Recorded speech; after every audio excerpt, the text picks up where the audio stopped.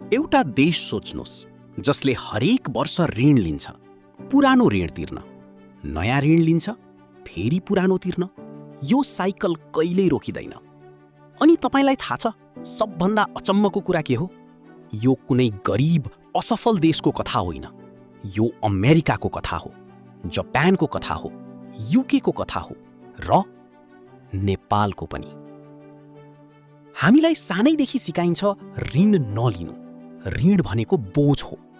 तर दुनियाँका सबभन्दा शक्तिशाली देशहरू, ती देशहरू जसले स्पेसमा रकेट पठाउँछन्, जसले ग्लोबल इकोनोमी चलाउँछन्, ती देशहरू सबभन्दा धेरै ऋणमा डुबेका छन्।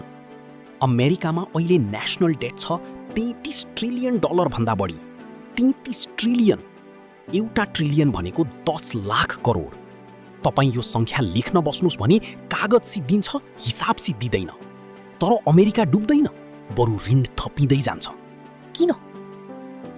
पहिले एउटा कुरा बुझौँ, देशले ऋण कसरी लिन्छ? सरकारले बन्ड निकाल्छ। बन्ड भनेको एउटा कागज हो। हामीलाई अहिले पैसा दिनुस्, हामी केही वर्षपछि ब्याजसहित फिर्ता गर्छौँ। यो बन्ड किन्छन् ब्याङ्क्स, पेन्सन फन्ड्स, अरू देशहरू र साधारण मान्छेहरूले पनि। अब प्रश्न आउँछ, यो ऋण तिर्ने पैसा कहाँबाट आउँछ? ट्याक्सबाट, फिसबाट र नयाँ ऋणबाट। हो, पुरानो ऋण तिर्न नयाँ ऋण। यसलाई अर्थशास्त्रमा भनिन्छ डेट रोल ओभर।